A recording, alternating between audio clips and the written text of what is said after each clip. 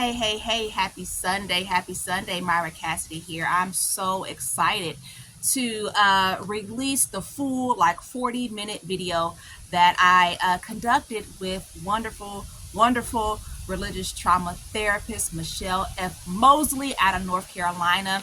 I did release a portion of the video prior on my YouTube channel and on social media, but this is actually an amazing 40-minute interview, and we just talk about a lot of wonderful things. And one thing that got touched upon was extracurricular activities, and that was related to the extracurricular activity conversation as far as youths who are Jehovah's Witnesses. So for me, it definitely brought up some things for me, and I've been thinking about this extracurricular activity thing for a while now. So I think those are clear. So that's something I think I'm going to end up talking more about at another time. But what I have on my mind is the fact that, I got to do extracurricular activities. Thankfully, thank Jehovah God that I was allowed, my parents allowed me to be a part of the Youth Video Institute that was conducted through the Indiana Black Expo office. It was a great experience because the selection of it was so beautiful for me, because literally it's kind of funny that coincidence, literally I was going to get glasses. I was 14 years old, just going to go get some glasses. My mother dropped me off. She had to go run and do something. I went in to get my the glasses appointment and was waiting on her, and there was a conversation that I was just having, in a safe space with the individual that worked there, just me and her, and she referred me to the Youth Video Institute, and it was a beautiful experience and a very, very powerful moment, because I was actually experiencing some pretty bad bullying in high school. I mean, in middle school, excuse me, in middle school, pretty bad bullying in middle school.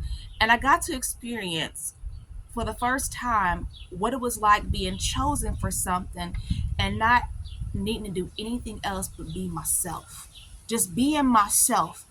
I did something, I said something correctly in that moment to where this wonderful woman referred me to her mother, who was over the program at the Youth Video Institute at that time, and I was able to be a part of that program. Great experience. And now I can see in the realm of religious trauma how helpful that was, because for youths who had no extracurricular activity, who end up with religious trauma syndrome, right, as adults, struggle. They struggle a lot more than other individuals. I'm going to explain more about that here. My name is Myra Cassidy, empowerment coach, religious trauma specialist, writer, actress, and you're watching Sisters Living with Religious Trauma Syndrome. What is this about? It's about me trying to raise awareness to a very important emerging field, that of religious trauma, because I have religious trauma syndrome, and it is horrific what you go through, what I've had to go through uh, to get to a point of stability has been just insane. So I definitely want to raise awareness and to speak about this. No, I am not representing the Worldwide Association of Jehovah's Witnesses, and although it's very confusing, yes, I am an active witness. Short, to keep it short, long story short, I'm a PMO, physically in, mentally out. That is the pathway that works best for me. It is a pathway that is for me. It definitely may not work for the next woman or the next man. Okay, but that is a pathway that works well for me. Yes, I do coach. Check me out. The information is in the comments below. And subscribe to my YouTube channel. Please remember, I'm a coach. This is not therapy. To touch on the extracurricular activities, like I was saying, and we talk about this in the interview, and I get it. That is one reason why I've been able to grab onto things when there was nothing. Like when I was inactive for those 2 years and I spoke about it, I went back to school and started studying journalism. I didn't know what was wrong with me. I didn't know that it had triggered so bad that I was stuck in this religious trauma gloom that left me in such a dark spot. I could not even feel God. I could not even pray to God. All I could do at the end of the night was just say, thank you for life. Thank you for the life of my children. Please protect us. That's all I had. I didn't have nothing else. And I did that really out of repetition because it just felt black. That trauma, It just was everything related to was black. And I struggled. And basically, what helped me to survive was the fact that I had poured into my children, and them naturally being themselves helped me hang on to the belief in a higher power, right? But when it comes to the extracurricular activities, I knew that although I didn't know that I had religious trauma and religious trauma syndrome, what I told myself is you need to feel the way you felt at that Youth Video Institute. Like, find that. And whatever this is that you're going through, you're going to be okay. And I went back to IUPUI and took journalism for a little bit before it just wasn't working out. And that was during the pandemic. And then, of course, years later, I went back to Indiana Western University and got my degree in psychology.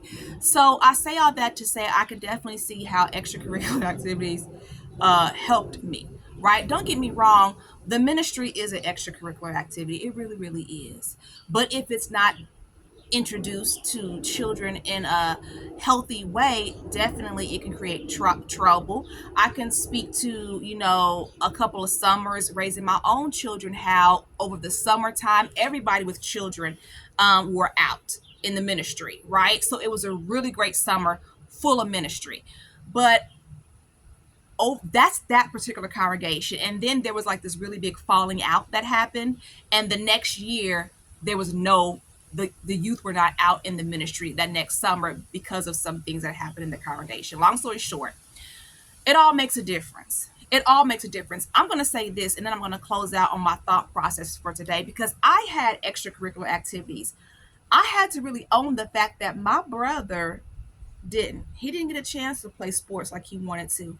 I could even see how my children for a period of time had extracurricular activities because there was a sister who was one of Jehovah's Witnesses who had a ballet school. So I originally drove my child 45 minutes honey, I was so determined that she was going to have something more, that I drove my child 45 minutes out the way, 45 minutes going and 45 minutes back home, because her ballet school was in another city, right? And my daughter, my oldest, I can see how that benefited my oldest child. She actually took ballet and tap for 10 years, 10 years straight. Where my son, he totally needed extracurricular activities. Well, they had, at this point, the school had grown and they had a West Side location here. So I transferred my kids to the West Side location, and all three of my children were in ballet. Well, my son, he took tap. But I could see where that benefited him and helped him so much. And the boy could tap. He could tap. He was good. But then that school, the West Side, it was some things that happened strategically and on management and whatever. The school that had grown, it dissolved, right? So the youth didn't have that program anymore. And I could see the difference, right? Because it was a no to put him in any extracurricular activities through the school, right? Or through certain neighborhood programs, or you had to be very, very selective, right? So like, I have to go into this more in another video. Like, tennis was like a safe sport for my kids, right? So they did do tennis, but he didn't like tennis, right? And then even with my youngest daughter, I tried to get her to tennis. She didn't like tennis, right? Because the concept, the idea is bad association. So I'm gonna go out by saying this. The religion of Jehovah's Witnesses is very unrealistic when it comes to the social needs of what children need. They need more. Point blank, period. They need more. They need more. And it's based off of, too, where you live. Some congregations are not kid friendly. Some congregations don't do anything for the children. Let me tell you something. This once a year congregation picnic that some halls do, the once, twice a year, even if it's 4 times a year, is not enough for children. It's just not enough. And I'm like, why don't you see that? Why don't y'all get that? Now Jehovah's Witnesses can wear beards. Oh, there's been new light. When is there going to be new light about there being youth programs for these children? It is not enough. I'm going to end there, and I'm sure this is a topic that I'm going to come back around to and speak about. Okay? Have a good one. Happy Sunday. Please, please, please, it's so, so very important to protect yourself, protect your children, heal correctly. And when I say heal correctly, I'm saying it takes time. It takes time. It takes time. It is something that is ongoing. All right. It's not a one hitter quitter and you do. All right. Talk to you later. Thanks so much for watching.